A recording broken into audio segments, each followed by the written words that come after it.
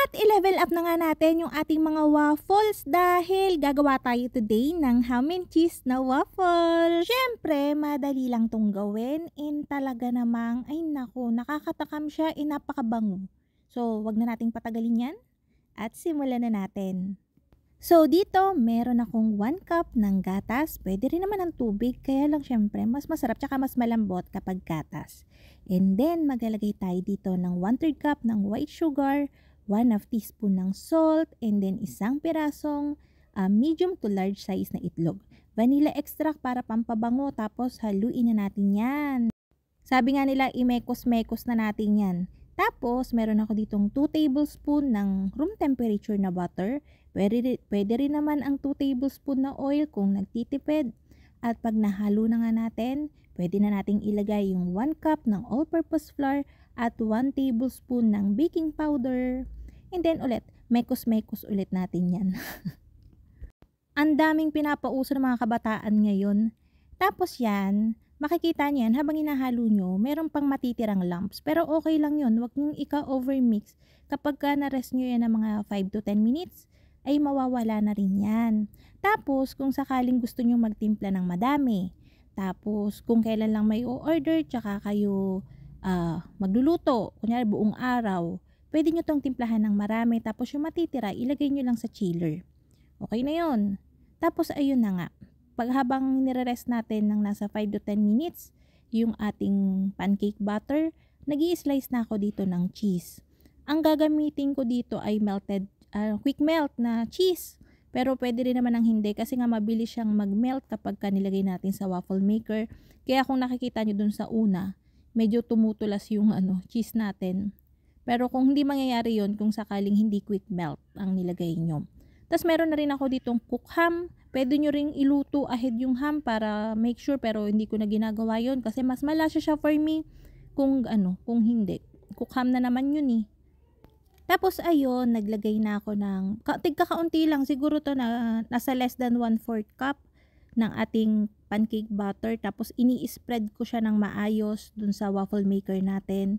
Tapos lalagyan ko na yan ng ham and then yung ating cheese. Tapos lalagyan ko ulit yan ng pancake butter natin sa ibabaw and then isasara na natin.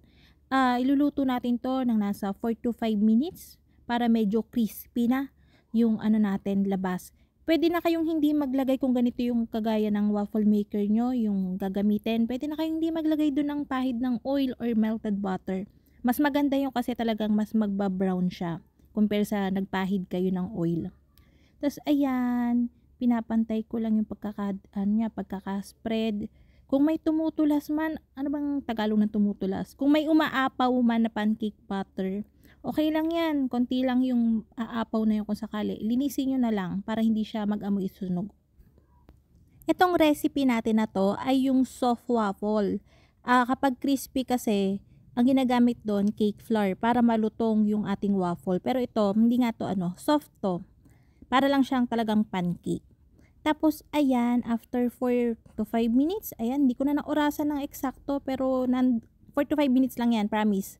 Tapos, ayan, tinanggal ko na siya. Yung mga dikit-dikit o yung mga sobra, pwede nyo naman i-cut out yan kung masyado kayong usi at gusto nyong malinis.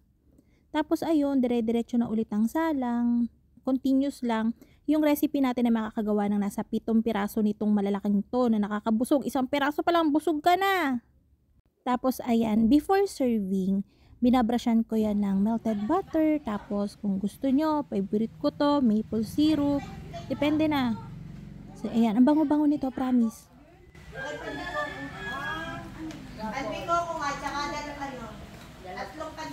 Habang gumagawa nga ako nito, may mga bumibili sa bakery. Naaamoy nila, tinatanong kung magkano. Hindi ko pa naman to binibenta. Pero bet na bet nila. Ang bango kasi talaga niya. Talagang naninimoy siya habang niluluto. So, ayun.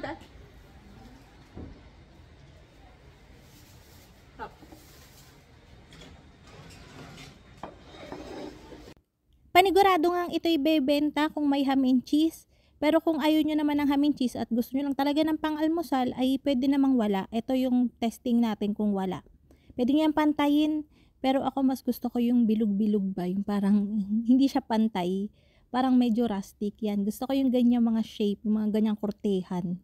So, ayun.